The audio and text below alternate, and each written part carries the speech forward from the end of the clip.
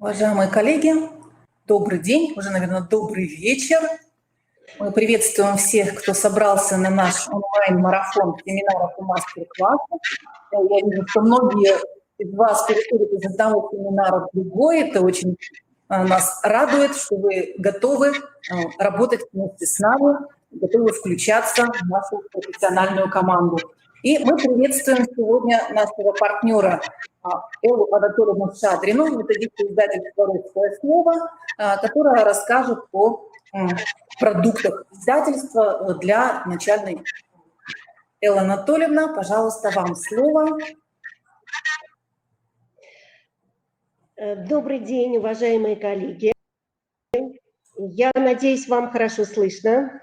И, конечно, мне хочется прежде всего пожелать вам самых значительных успехов в предстоящем учебном году, оптимизма, хороших учеников, безусловно, замечательных проектов и, конечно, здоровья. Когда мы сегодня продолжаем нашу встречу, мы будем говорить о тех формах работы, воспитательных формах работы, которые встречаются у нас сейчас. И мы с вами прекрасно знаем, что любой урок – это всегда целая воспитательная система. Если мы с вами могли бы предположить, что каждый урок нас учит чему-то, на самом деле так. Малыши, школьники, начальная школа, ребята, они готовы и стремятся что-то узнать новое. В свете тех программ воспитательных, которые сегодня готовы, и вот, например, вышла примерная программа по воспитанию, она перед нами ставит определенные задачи, и это естественно, ведь каждая страна стремится вырастить подрастающее поколение таким образом, чтобы это были действительно лучшие люди, высоконравственные, творческие, интересные. Это действительно важно для любого из нас. Когда мы говорим о тех основных воспитательных задачах, которые поставлены сегодня перед нами, это, конечно, прежде всего социализация, это, естественно, воспитание, это стремление, чтобы каждый наш ученик был успешным в этой жизни, оценивал себя, умел быть самостоятельным и, главное, уважительно относился к нашей истории. И, естественно, это очень важное качество для человека, был патриотом своей страны. Когда мы говорим о начальной школе, я хотела бы обратить ваше внимание, что в воспитательной программе школы, для начальной школы есть вариативные модули. Их несколько, и эти модули для воспитания младших школьников, они особенные. Естественно, это модуль «Классное руководство», он тоже очень важен. Курсы по внеурочной деятельности, я слегка коснусь этого модуля, чтобы вы познакомились, какие есть возможности у издательства и работы с родителями. Мы сегодня будем с вами рассматривать модуль «Школьный урок».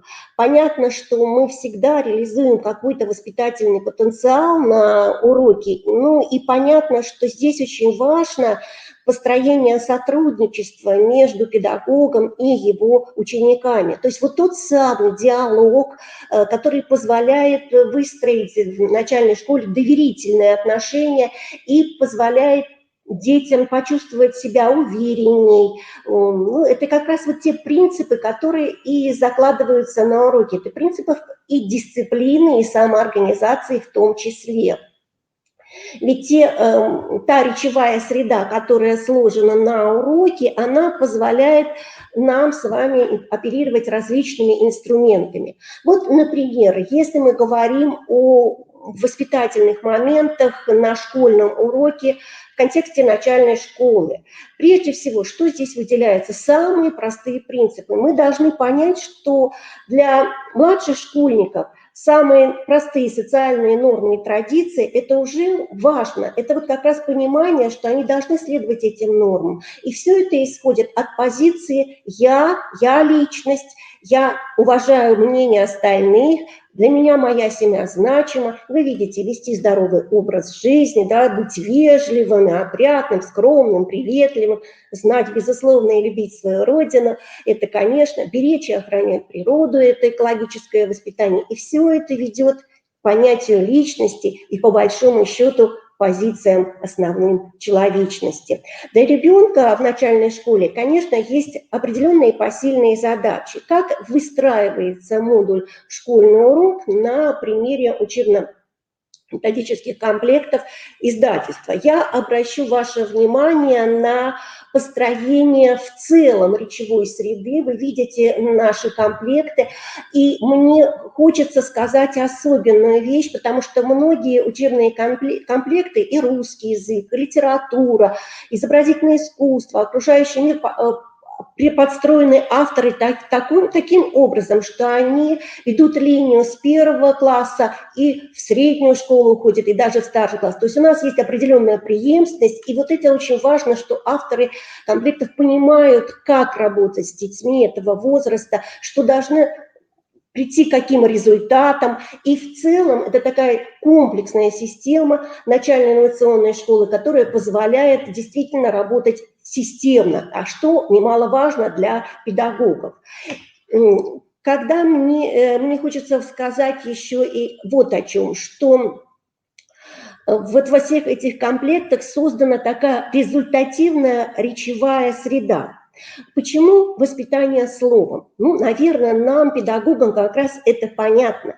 Потому что ведь свободная речевая среда – это наше с вами общение, открытое, легкое, это общение с ровесниками, это общение в социальной жизни. Есть определенная искусственная речевая среда, среда, которая организуется каким-то процессом, это может быть техническая речевая среда. У нас же с вами сейчас методически подготовлена, это тоже искусственная среда, но она методически подготовленная с помощью методических средств, ну и это, в общем-то, та результативная среда, которая позволяет нам оперировать процессами воспитания в целом. Как вы видите, это и правильный подбор языкового учебного материала, что немаловажно, выбор соответствующих приемов, способов работы. И это в то же время возможность обогатить для каждого ребенка собственный индивидуальный словарь. Ведь никто не отменяет мысль о том, что слово всегда значимо для человека. Как ты корабль назовешь, так он и поплывет. Знаем все знаменитую эту фразу.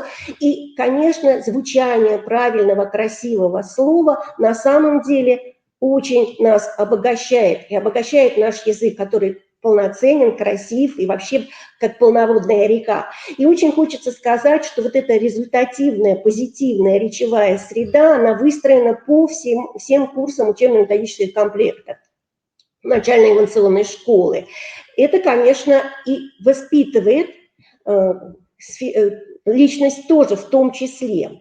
Она, во-первых, организует, да, она определяет определенные какие-то вещи и создает для нас тоже разные формы работы. Мы, педагоги, можем рассчитывать на полноценный материал. Еще раз говоря о диалогах. С чего начинаются такие принципы создания речевой среды? Так как дети младшего школьного возраста – это небольшие дети, мы с вами знаем, что, конечно, они все очень разные, как и мы с вами, то и выстраивание диалога начинается с понятия «я». Кто я такой? Какие у меня есть возможности? Что я могу сделать? Давайте рассмотрим какое-то задание, а давайте попробуем прочитать диалог. А если мы это сделаем по ролям, о чем я мечтаю? О чем мечтаешь ты? То есть вот эти в диалоге, выяснение таких четких позиций жизни, понимание, что нужно быть, с одной стороны, и уверенной в себе, а с другой стороны, и уметь слушать другого человека и делать определенные выводы, это те этапы, маленькие шажки, но этапы воспитания, которые приходят к большой цели. Мы вот с вами видим прекрасно здесь разные формы работы. Ведь можно диалог прочитать и по ролям, причем с различной интонацией. Тогда получится такой игровая сюжетная линия, которая тоже активирует внимание и развивает ребенка. Разные формы работы позволяют принять принципы воспитания в уроке. Когда мы идем от диалога, от понимания, кто я такой, то мы приходим и к понятию окружающей среды. Здесь можно выполнять в литературном чтении, как и в русском языке, тоже разные задания по форме, разные приемы.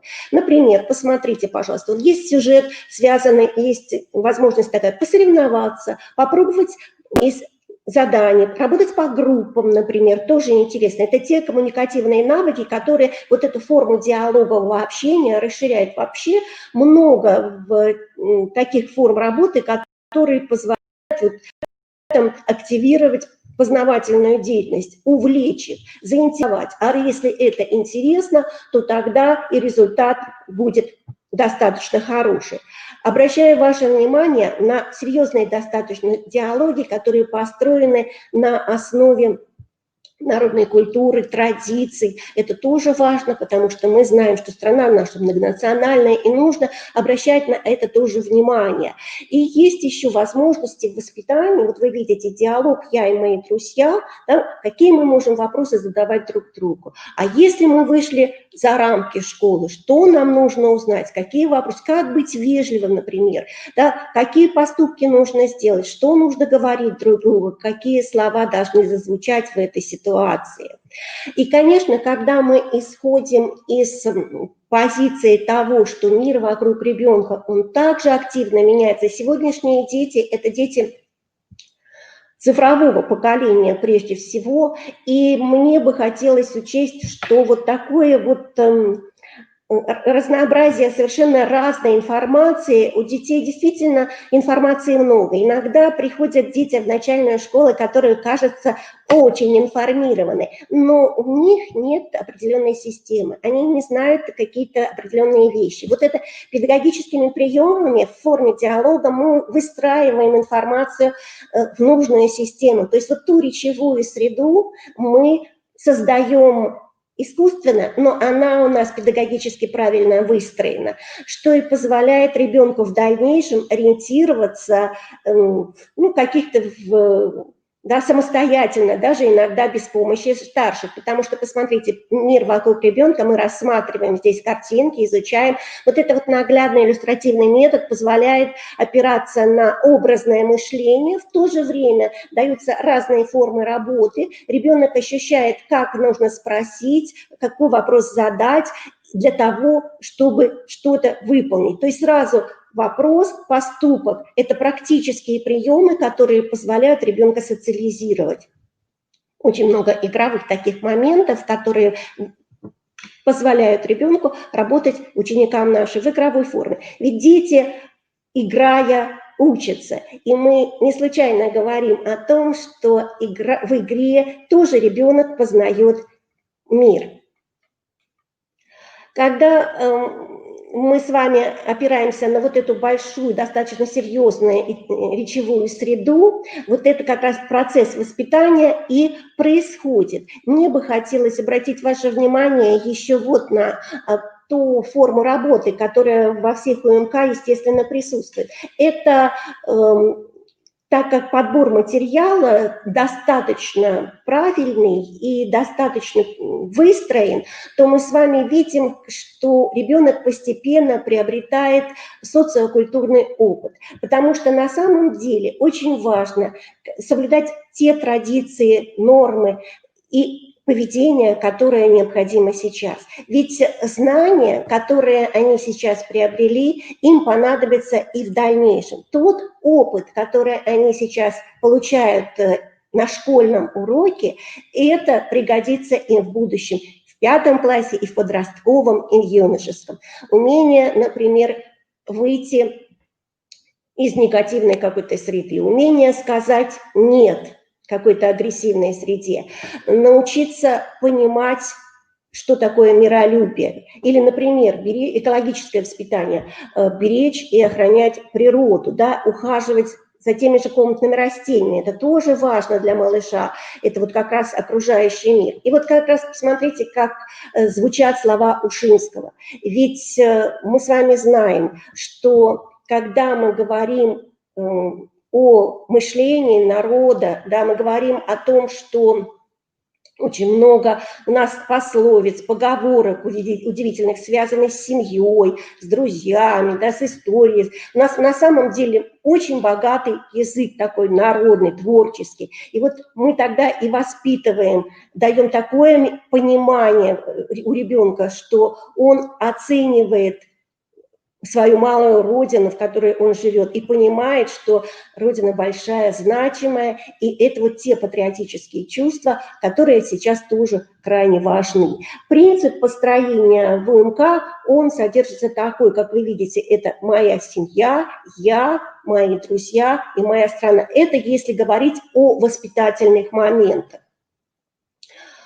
Мне хочется отметить еще и то, что очень много заданий построено для того, чтобы понять значимость семьи, быть послушным, любящим, уметь уважать взрослых, заботиться о младших. Это становится важным, потому что очень много таких вот продуктивных текстов, которые позволяют провести педагогическими методами работу. Это и построение диалога по ролям, это умение прочитать, проанализировать текст, это возможность его построить, выстроить план, то есть понять какие-то принципы работы. Это достаточно широкий такой спектр выстраивания различных позиций. То есть мы говорим с вами о том, вот, к примеру, слайд, посмотрите на него, пожалуйста, внимательно, мне бы хотелось на нем остановиться, потому что здесь речь идет о нашей семье, это литературное чтение Меркина, и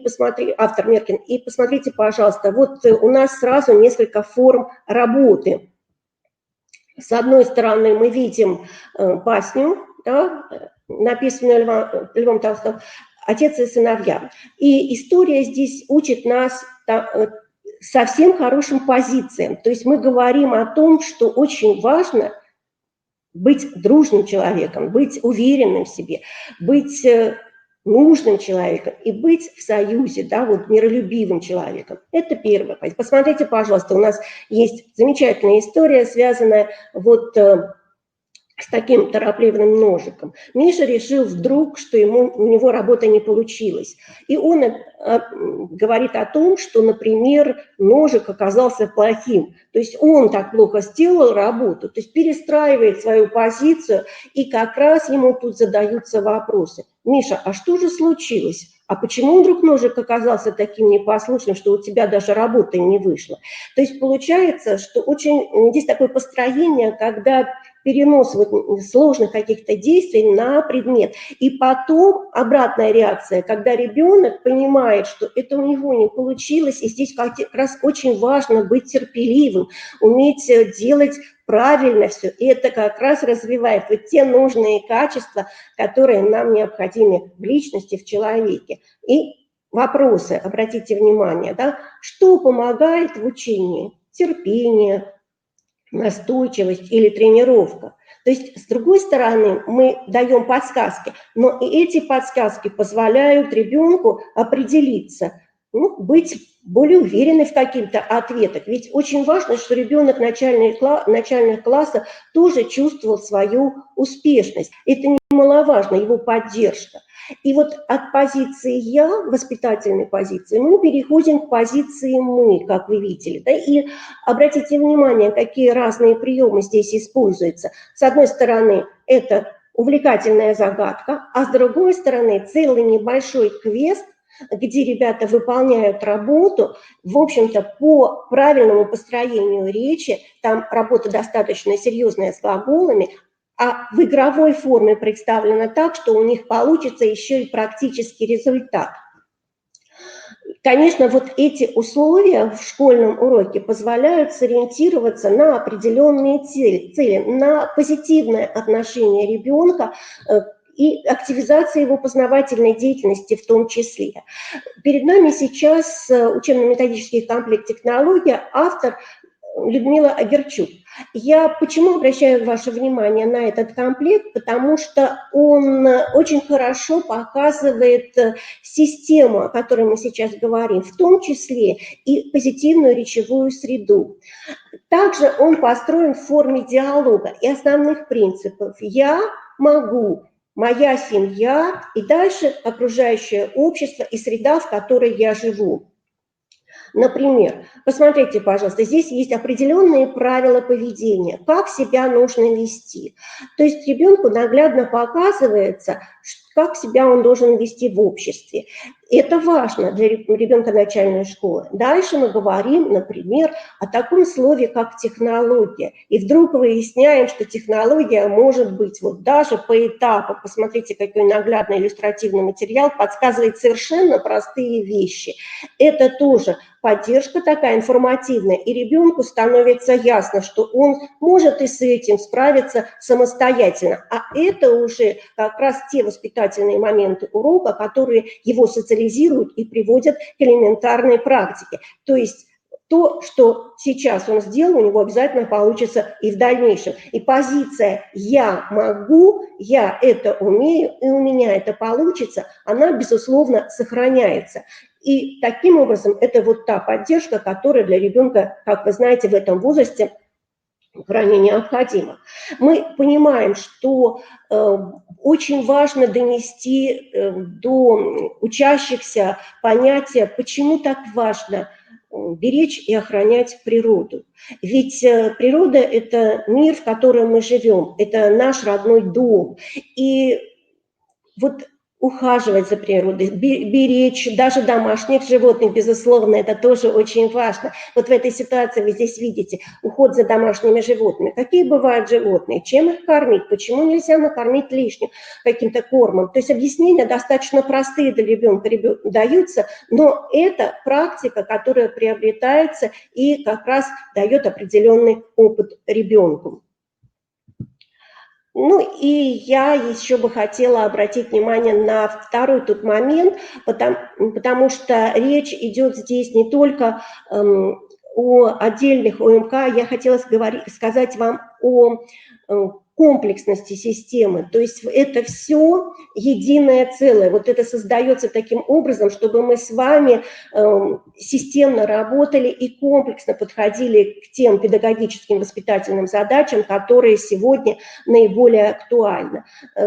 Когда мы говорим с вами о позиции семья, вот, например, на уроках технологий, то мы с вами видим, что нужно помочь кому-то, нужно научиться поддерживать друг друга. И вы видите, что очень много форм работы предлагается таким образом, чтобы это было сделано на практике. Изучили материал. Вот перед нами есть этапы работы, как что делать. То есть для ребенка такая вот некая социализация, опыт самопознания происходит в процессе урока.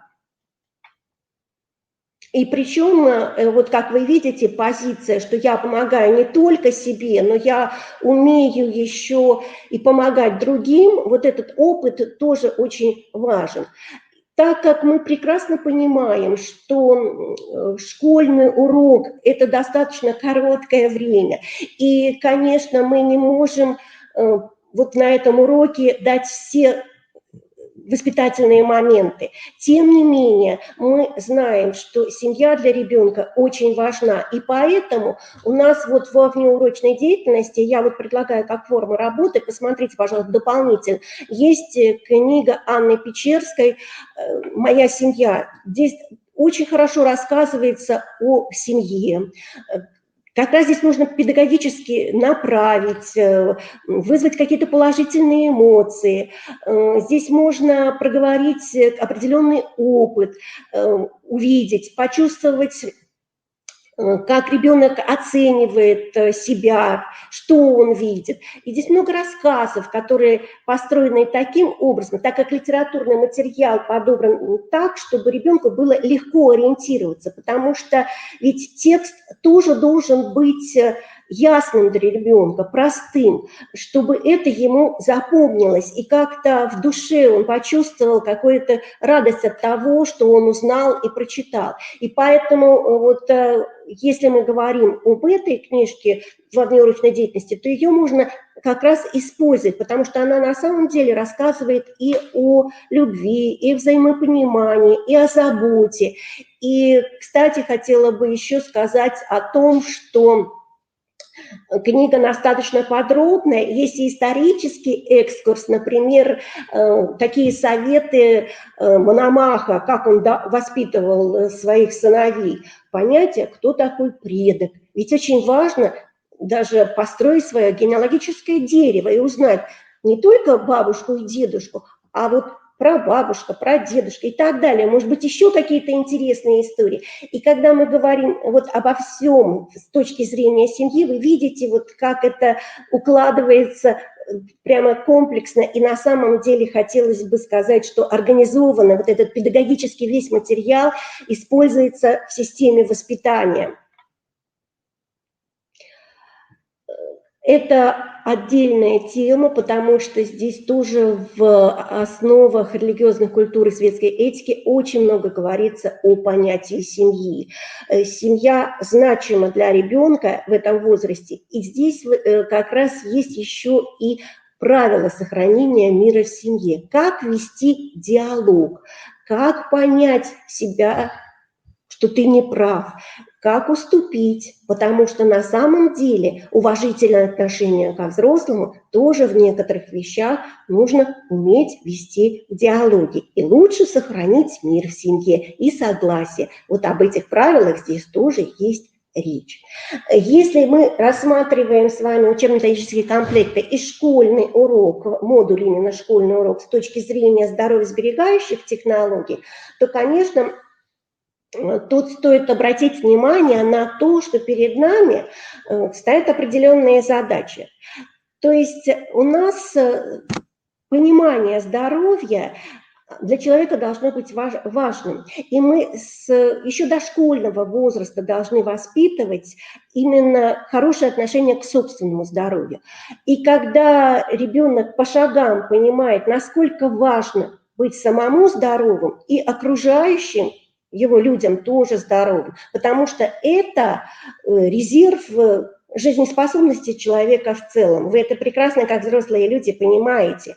Это тоже педагогическая категория. И в модуле «Школьный урок» по воспитательной программе для начальной школы это тоже осваивается. Мы сейчас с вами рассматриваем учебно-методический комплект «Окружающий мир» Самковой, и вы обратите внимание, как сразу же говорится с ребенком в диалоге. Опять, да, что же ты узнаешь о здоровье? А что такое осанка? А почему важно, например, в школе соблюдать здоровый образ жизни и дома сохранять свое здоровье? Чему же ты научишься? То есть почему важно чередовать, например, отдых и работу? Задаешься вопросами, а есть на них определенные ответы. И тоже позиция такая же, с построения «я», у меня это получается. И, кстати говоря, здесь очень много форм работы построения в диалоге, истории, рассказов, текстов, построения такой формы работы, чтобы ребенок мог почувствовать, что знают об этом другие. Например, посмотрите, пожалуйста, здоровье – это сила. Почему сила вдруг это здоровье? А стоит ли так задаваться? Ведь сила – это совсем другая вещь. И вот когда ребята отвечают на вопрос, а почему здоровье – это красота или хорошее настроение, ты, может быть, с этим не согласен. И вот когда диалог устраивается, и, кстати говоря, хотелось бы отметить, что здесь можно работать и в групповой форме, потому что сразу по группам у ребят получается, что кто-то успел ответить и подумать, а кто-то еще думает, и у него свои мысли есть по этому поводу. И вот эти коммуникативные навыки, они как раз и вырабатывают общую цель. А учитель в данной ситуации, он прекрасно понимает, что сейчас он анализирует, как работают его ученики. Он смотрит, на что стоит обратить внимание. И правильно ориентируется в материале, потому что в методическом пособии к этому, например, уроку достаточно много материала. Рассказано и о таком возрасте. Например, в первом классе ребенок отличается, естественно, от ученика 4 класса, поэтому методическое пособие тоже рассказывает об особенностях возраста, на что стоит обращать внимание, и это правильно. Почему, например, важно закалять свой организм? Да, почему я должен это делать, а другие не должны?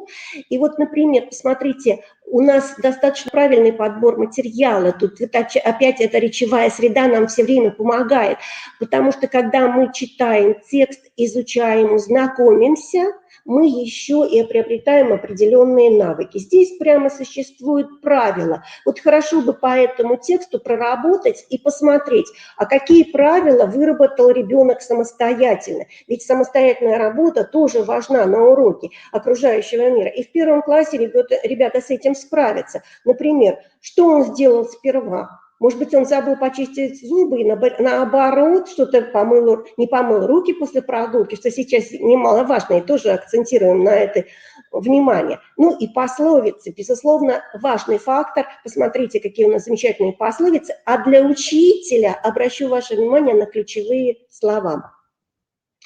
Когда мы выстраиваем план урока, то в окружающем мире есть ключевые слова, на которые стоит обратить внимание учителю. Как раз по этим ключевым словам уже можно какие-то принципы урока основные построить. Значит, речь будет идти о здоровье и о правилах. Какие существуют правила гигиены, на что стоит обратить внимание? Ведь каждый класс индивидуален, и поэтому учитель лучше знает, какой материал к этому уроку подобрать. Я еще раз говорю, что материал очень хорошо выстроен. И обращаю ваше внимание, например, если мы говорим в окружающем мире о здоровье в этот момент, то и на уроке физкультуры, да, у нас тоже есть уроки, связанные, естественно, с понятием здоровья. И вот этот синтез материала, он как раз и ведет наших детей к приобретению опыта к приобретению ведения здорового образа жизни. Это очень важно. И главное, что когда они обсуждают, например, на уроке окружающего мира, а на уроке физкультуры у них другие занятия, укрепляющие занятия здоровья, они понимают, зачем они это делают. Есть моменты определенные, которые говорят нам о том, что, например, важно соблюдать режим дня. И на уроках физкультуры мы уделяем этому достаточного внимания. И также, посмотрите, даже есть практические приемы, которые позволяют выработать правильную осанку. Помните, я говорила, что на уроке окружающего мира мы задавали вас вопросами, а зачем нужна правильная осанка? А вот здесь достаточно подробно сказано, как выработать правильную осанку. Ведь правильная осанка и хороший позвоночник – это здоровье, и это тоже важно. То есть вот эти практические приемы позволяют на самом деле школьный урок выстроить так, чтобы он был позитивным, и главное, вот эти воспитательные моменты, цели, они конкретизированы достаточно, и нам помогают в определенных приоритетах по воспитанию, это важно. Урок физкультуры хорошо интегрируется с окружающим миром. Там очень много общих тем. И, кстати говоря, мне бы хотелось сказать, что во всех учебно-методических комплектах начальной инновационной школы это комфортная система условных обозначений, это первое. Она легко воспринимается детьми, можно сориентироваться, например, что это проектная деятельность, это практическая работа, это самостоятельно, а это работа в группе или работа со взрослыми. Некоторые формы работы, естественно, приоритетны, потому что они складываются в определенный портфель достижений ребенка, где у ребенка есть собственный хороший результат, и он хочет этим результатом гордиться. Потому что мы понимаем, что успех ведь у каждого человека свой, но все равно очень важно, чтобы ребенок при достижении цели определенной чувствовал свою какую-то уверенность. И вот такой портфель достижений существует во всех учебно-методических комплектах, которые как раз подсказывают ребенку, что у него получается лучше всего, а это в дальнейшем, ну, можно говорить и о том, что ребенок задумается. Если у него это получается лучше всего, то стоит обратить на какое-то внимание и на профессию. Может быть, это профессия его будущее. Когда мы говорим о комплексной системе, я обращаю ваше внимание, посмотрите, пожалуйста, вот вся система выстроена таким образом, чтобы мы говорили комплексно. Это крайне важно, потому что это тот педагогический прием, который позволяет воспитывать ребенка полноценно и системно. И еще мне хочется проговорить о здоровом образе жизни в контексте внеурочной деятельности по... Вот у нас есть учебно-методический комплект «Основы безопасности жизнедеятельности». Это авторы Аюбов и Муркова, и здесь удивительные ставятся задачи. Они как бы поддерживают те предметные линии, о которых я вам говорила, потому что здесь рассказывается о безопасном поведении ребенка в условиях повседневной жизни. Когда мы говорим о внеурочной деятельности, вот, кстати говоря, в примерной программе, в модуле курс внеурочной деятельности об этом тоже говорится, что очень важно, чтобы предметные линии поддерживались еще и внеурочной деятельностью, потому что тогда и получается полноценное воспитание. Вот обратим внимание, это часть программы, мы с вами сразу видим, обратите внимание, здесь есть и зарядка, и правильное питание, и здоровый сон, и домашние животные, и как за ними ухаживать, и даже экстремальные какие-то ситуации. Например, поведение в лифте, на остановке, в общественных местах. А вдруг ты, если заблудился в лесу, что в этой ситуации делать? Это, в общем-то, последовательные такие вопросы, которые ребенок может задаваться. А здесь уже есть готовые ответы, и этот курс с 1 по 4 класс, он рассчитан таким образом, чтобы его можно было использовать и на уроках окружающего мира. Он, кстати говоря, этот курс по ОБЖ очень хорошо интегрируется. Также есть у нас с вами по здоровому образу жизни еще и несколько комплектов, которые нам в этом помогут. Вот наш чистый дом Санковый, обратите внимание, это экологическое воспитание. Бакунина «Основа здоровой жизни» с 1 по 4 класс. Предлагается как раз... Это рассказывается подробно и о правильном питании, о соблюдении гигиены, о сохранении здоровья в целом. А вот это азбука безопасной жизни Артюховой и здоровой жизни, это как раз для 1 класса подходит материал, может служить и в качестве подарка.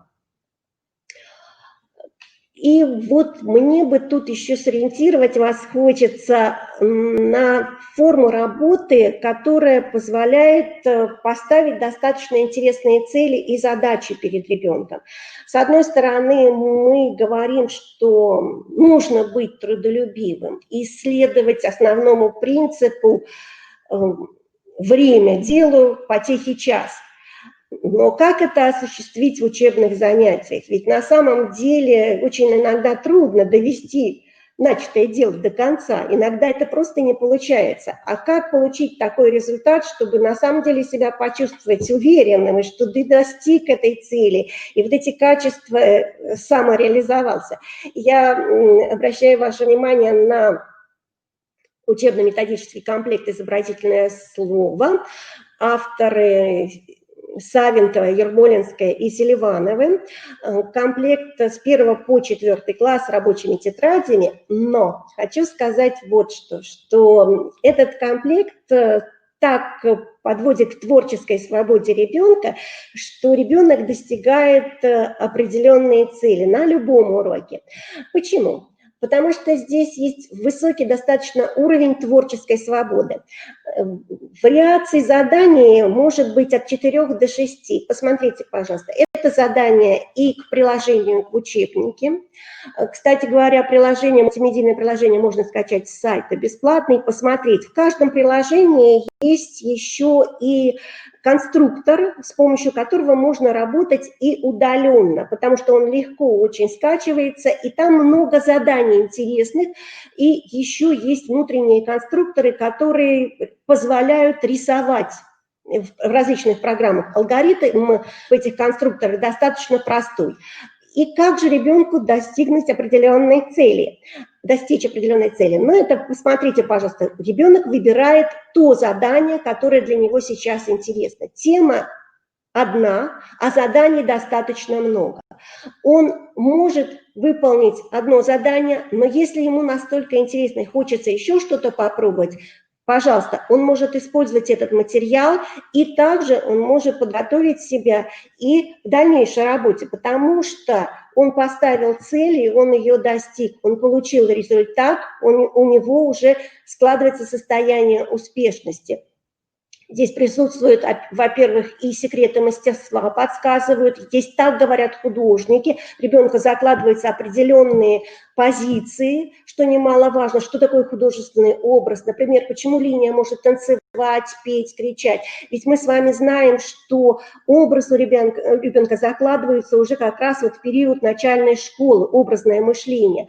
И ему очень важно давать определенные подсказки, что и как раз дают такую возможность. И так как у нас вариантов заданий много, вот именно это и позволяет ребенку почувствовать себя успешным. Ну, вы видите здесь мультимедийное приложение, оно работает в алгоритме «смотрим, думаем, делаем», и ребенок видит, что он сможет это сделать, выполнить определенную форму работы, и ему это поможет.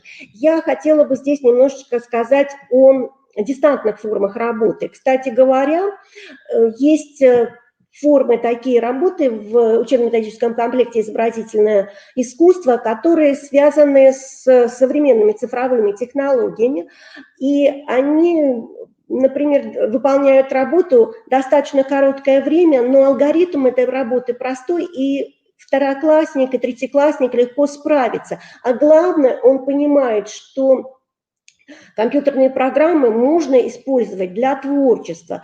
Вы сами понимаете, что мы сейчас живем в современном цифровом веке, и поэтому очень важно и на это обращать внимание. Какие творческие резервы, например, можно использовать в цифровых технологиях.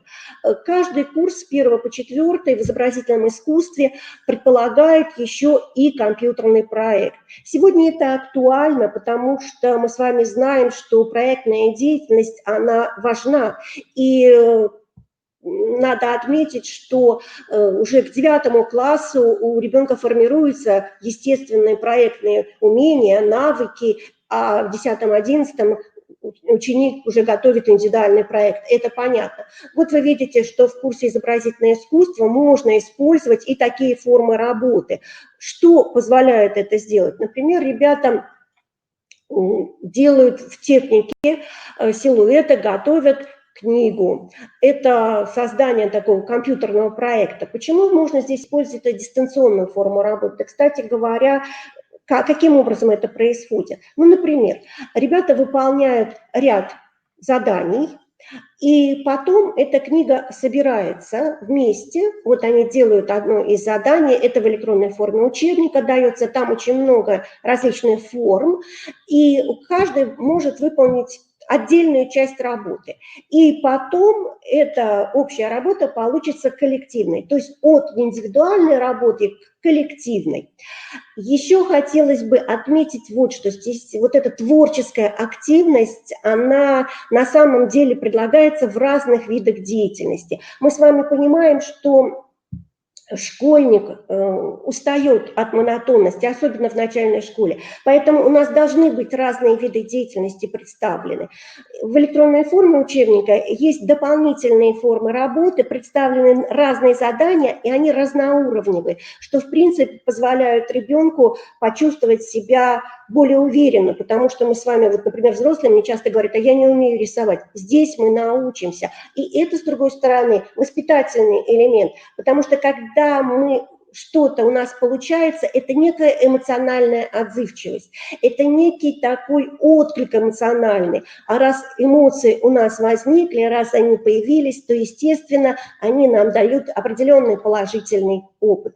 И, опять же, я говорю о формах работы, это может быть и удаленная форма работы, если мы оказались в какой-то сложной ситуации.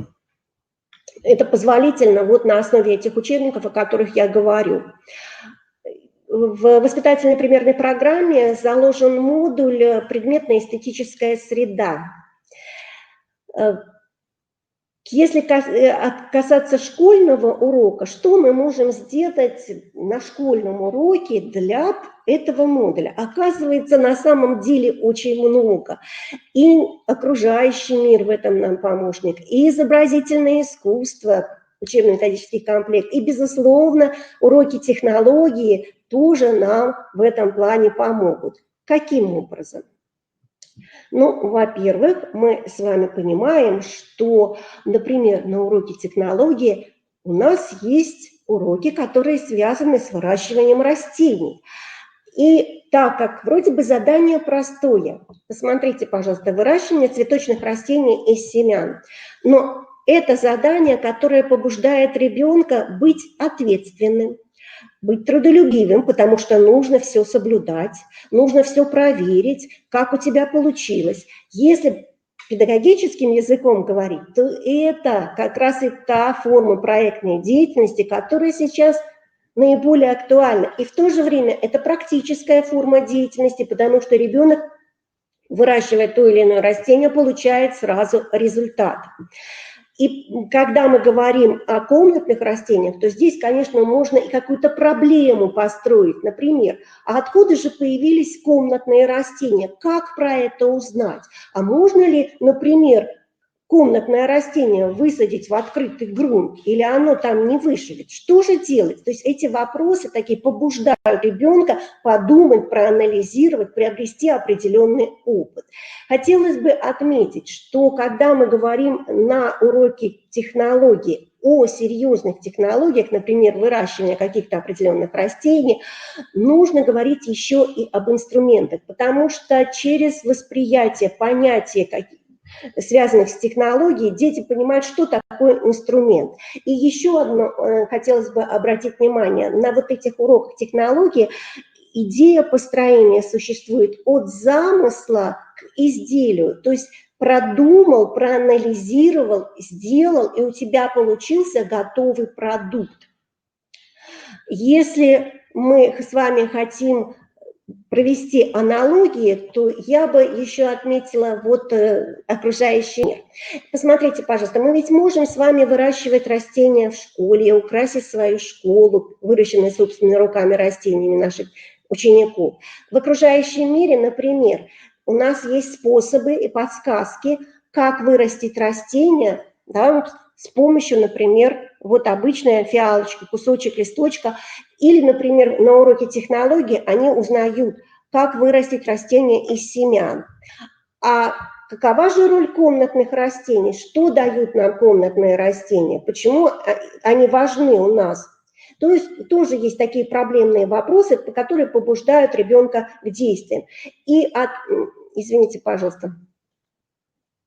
И отмечу еще одну вещь, когда мы говорим о том, что мы можем эту вот предметно-эстетическую среду школы украсить растениями или, например, сменными выставками, то очень важно отметить еще, что дети видят результат своей работы. Вот, например, на уроке труда дети могут вырастить не только растения, но они могут сделать какую-то традиционную национальную куклу, которую можно тоже показать и проявить какой-то такой аспект, когда ребенок может похвастаться работой, показать, какой результат у него получился. Это те воспитательные моменты, которые сегодня актуальны. И еще вот в заключение мне бы хотелось отметить важную вещь. Сегодня интересные есть приемы работы с детьми, это так называемые приемы STEM-технологий. Если мы сейчас говорили о выращивании комнатных растений, то мне хочется сказать, что вот посмотрите, пожалуйста, они выполнили работу, у них все получилось. Каким образом мы можем оценить результат, чтобы ребенок получил какой-то определенный опыт, какую-то свою успешность почувствовать в том числе. Каким образом? Мы можем, конечно, поставить замечательную оценку по труду, но в принципе очень важно, чтобы еще и кто-то другой оценил. Это может быть, например, одноклассники, да? Может быть оценить и мама. Как у тебя получилась эта работа? То есть вот эти приемы STEM-технологий позволяют опираться и на вот такие способы. В заключение мне бы хотелось сказать, что вот вся система, которая представлена здесь, она позволяет действительно приобрести ребенку определенный опыт. Ученики приобретают не только предметные знания, какой-то определенный опыт, но и социальные знания. Для начальной школы вот эти знания социальных норм и традиций, они важны, потому что они, можно сказать, имеют особое значение для ребенка этого возраста, потому что они облегчают его вхождение в широкий, большой взрослый мир. И вот школьный урок – это та система, тот способ, который можно вот эти вот знания, воспитательные нормы принести ребенку в младшем возрасте. Если у вас есть какие-то вопросы, я могу на них ответить дополнительно, но мне бы еще хотелось вам сказать, что у нас на сайте издательства «Русское слово» в форме учебника можно полистать странички, посмотреть материал, точно так же познакомиться и с внеурочной деятельностью. У нас, кстати говоря, очень большой материал по внеурочной деятельности, по воспитательным программам представлены, разные формы работы. И вы можете также посмотреть вебинары с участием наших специалистов на разные совершенно темы. Если у вас есть какие-то вопросы, я готова на них ответить. Да, материалы презентации вы можете получить, пожалуйста.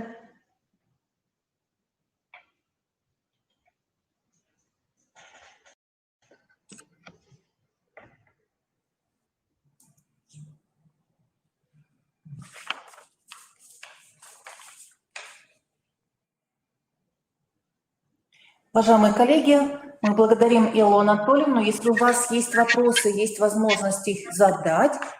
Несколько минут у нас еще есть, чтобы пообщаться с замечательным спикером.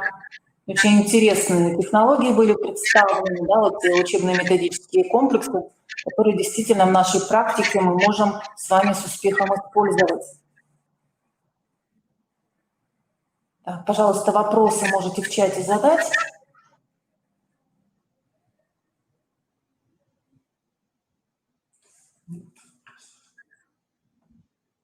Так, если вопросов нет, мы благодарим Эллу Анатольевну. Коллеги, обратите внимание, презентацию вы можете скачать непосредственно сейчас в окне с презентацией. Пожалуйста, отметьте, получилось ли скачать презентацию.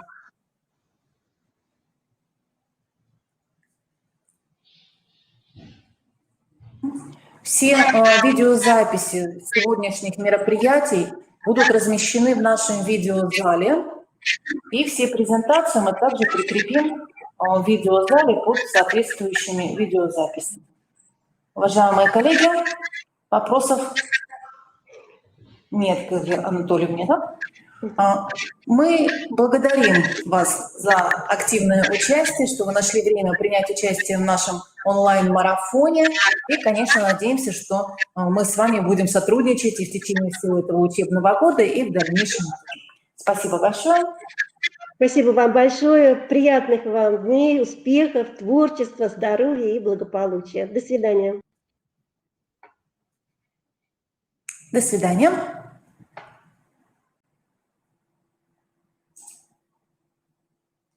Так, уважаемые коллеги, завершается наша сегодняшняя такая достаточно долгая, да, череда онлайн-семинаров. Наш онлайн-марафон подходит к концу. Параллельный семинар у нас тоже уже подходит к завершению, и хотелось бы подвести некоторые итоги.